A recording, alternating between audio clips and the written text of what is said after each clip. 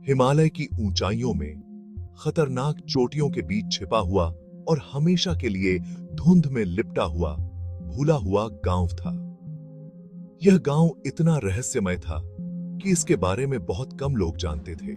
गांव का नाम बिल्कुल सही था, किसी भी नक्शे पर इसका अस्तित्व अंकित नहीं था।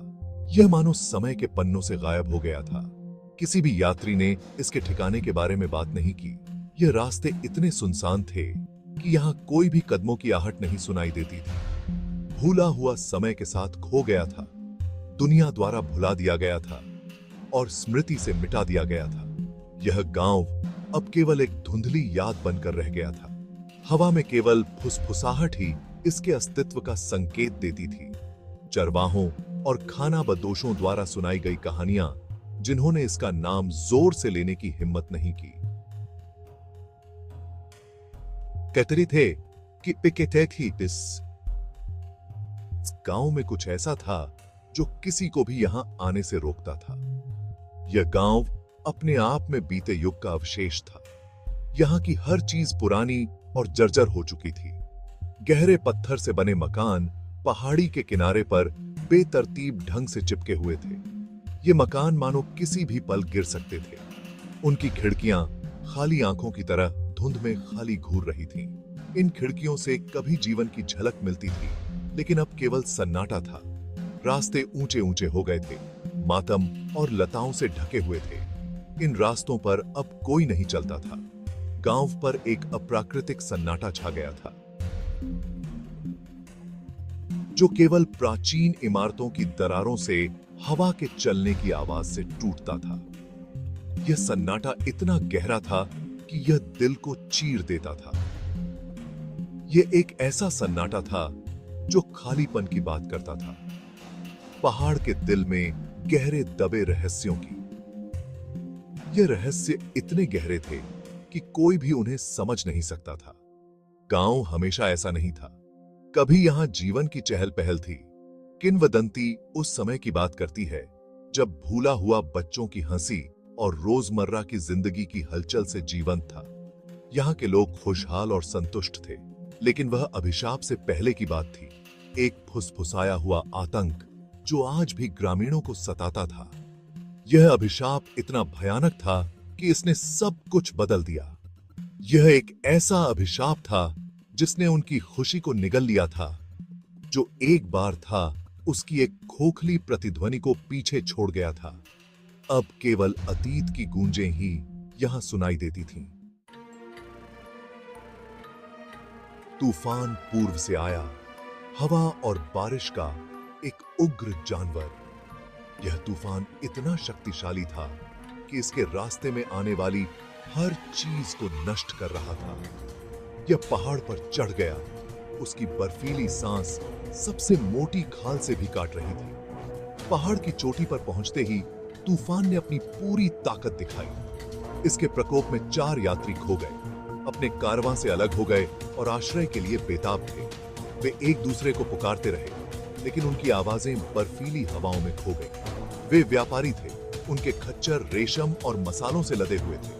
उनके मन में मुनाफा और नुकसान थे। उन प्राचीन रहस्यों से बेखबर थे जिन पर वे ठोकर मारने वाले थे। उनके खच्चर भी थकान से लड़खड़ा रहे थे। तूफान ने उन्हें अंधा कर दिया था। आगे का रास्ता बर्फ और ओलों के बवंडर में खो गया था। वे एक दूसरे का हाथ पकड़ने की कोशिश कर रहे थे, लेकिन बर्फीली हवाओं ने उन्हें अलग कर दिया। उनका नेता डोरगो नाम का एक हट्टा कट्टा आदमी अपनी किस्मत को कोसता था। उसने अपने साथियों को एकजुट रखने की कोशिश की, लेकिन तूफान की ताकत ने उसे भी हिला दिया। उन्हें खतरनाक पहाड़ी दर्रों के बारे में चेतावनी दी गई थी, लेकिन लालच ने उन्हें खतरे के प्रति अंधा कर दिया।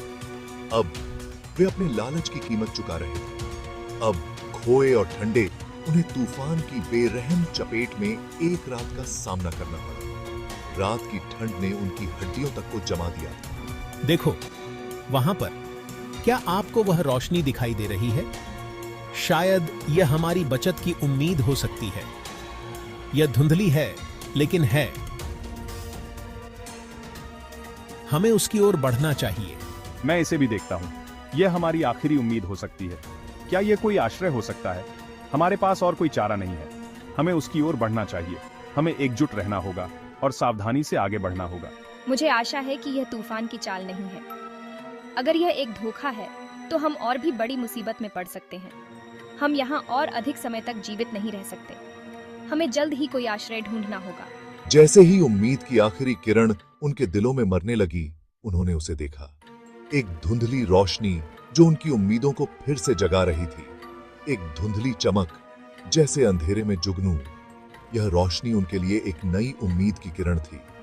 इसने उन्हें आगे बढ़ने के लिए प्रेरित किया। उग्र तूफान के खिलाफ गर्मी और सुरक्षा का वादा किया। वे एक दूसरे का हाथ पकड़कर उस रोशनी की ओर बढ़ने लगे। नए जोश के साथ उन्होंने अपने थके हुए खच्चरों को आगे बढ़ाया, टिमटिमाती रोशनी और इससे मिलने वाली आशा की ओर। उनके कदम अब और भी तेज हो गए थे। उन्हें नहीं पता था कि वह रोशनी मोक्ष की किरण नहीं, बल्कि अंधेरे के बीच में फुसलाने वाली चीज थी।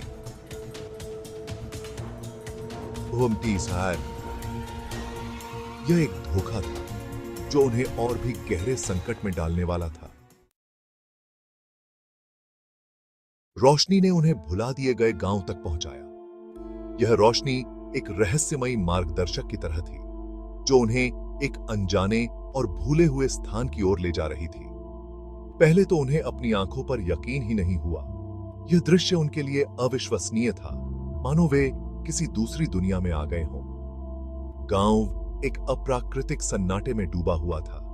तूफान उसकी सीमाओं से दूर भागता हुआ प्रतीत हो रहा था। यह सन्नाटा इतना गहरा था कि उनकी आत्माओं को भी कंपा रहा था। सन्नाटा घबरा देने वाला था, केवल उनके दिलों की धड़कन से टूट रहा था। हर धड़कन के साथ उनकी बेचैनी बढ़ती जा रही थी। क्या यह जगह असली है? ये एक सपने जैसा लगता है, या शायद एक बुरा सपना। ये सब कुछ इतना अवास्तविक और अजीब था। यह बिल्कुल असली है। देखो, कोई आ रहा है। शायद यह हमें कुछ जवाब दे सके। परछाई से एक आकृति प्रकट हुई। एक झुकी हुई बूढ़ी औरत एक गांठदार छड़ी पर भारी रूप से झुकी हुई थी। उसकी चाल धीमी और थकी हुई थी। अनगिनत झुर्रियों से सना हुआ उसका चेहरा उतना ही अस्पष्ट था जितना उसके सिर के ऊपर पत्थर के तोरण द्वार पर उकेरा गया प्राचीन लेख। उसकी आंखों में एक गहरी समझ और अनुभव की झलक थी। वह उम्र से कर्कश आवाज में बोली। उसके शब्द एक अजीब बोली थी जिसे यात्री मुश्किल से समझ पाते थे। उसकी आवाज में एक अजीब सी खिंचाव था। आपका स्वागत है यात्रियों, आओ तूफान से आश्रय लो। उसकी आवाज में एक अजीब सी गर्मजोशी थी। उसने क्या कहा? मैं उसे मुश्किल से समझ पा रहा हूँ, लेकिन मुझे लगता है कि वह हमें अंदर बुला रही है। शायद हमें उसकी बात माननी चाहिए। हमारे पास ज्यादा चाबी नहीं है। चलो उसके पीछे चलते हैं। शायद वह हमें इस जगह के बारे में कुछ बता सके। यात्रियों के भीतर थकान और भय की लड़ाई चल रही थी। उनकी आंखों में थकान और दिलों में डर था। गांव के बारे में कुछ परेशान करने वाला था। एक अजीब सी ऊर्जा जो उन्हें असहज कर रही थी। बूढ़ी औरत की आंखों में कुछ ऐसा था जो उन रहस्यों की ओर इशारा करता था जिन्हें सबसे अच्छा अबाधित छोड़ दिया जाता था। उसकी आंखों में एक गहरा रहस्य छिपा हुआ था। लेकिन तूफान जारी रहा और गांव की गर्मी उनके सिर पर छत और ठंड को दूर भगाने के लिए आग का विरोध करना बहुत लुभावना था। यह आश्रय उनके लिए एक वरदान जैसा था। झिझकते कदमों के साथ वे अपने खच्चरों को तोरण द्वार के पार ले गए। अदृश्य दहलीज को पार करके भूला दिए गए स्थान में प्रवेश कर गए।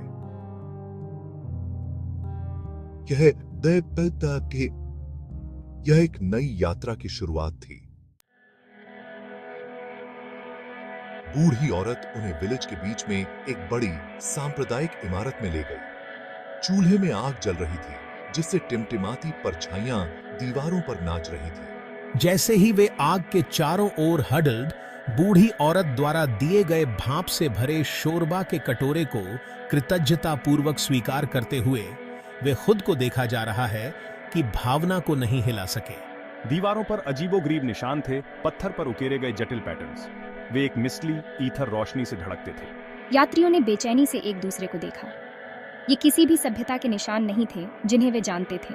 प्रतीक आग की रोशनी में लिखते और हिलते हुए प्रतीत होते थे, एक शक्ति की फुसफुसाते हुए जो प्राचीन और फियरावह दोनों थी। जैसे जैसे रात गहरी होती गई, बूढ़ी औरत बोलने लगी। उसकी साउंड नीची गूंज थी जो खुद को कमरे के कपड़े में बुनती हुई प्रतीत हो रही थी। उसने विलेज के बारे में बताया, बहुत समय पहले के समय के बारे में जब यह समृद्ध और हर्षित था। फिर जब उसने कर्स के बारे में बताया तो उसकी आवाज फुसफुसाहट में बदल गई। उसके चेहरे पर एक साया पड़ गया, एक स्पष्ट अंधेरा जिसने यात्रियों को हड्डी तक ठंडा कर दिया। उन्होंने सुना, मोहित और फियर बीट, जैसे बूढ़ी औरत ने विश्वासघात, निषिद्ध जादू और पीढ़ियों से गूंजने वाले प्रतिशोध की कहानी बुनी।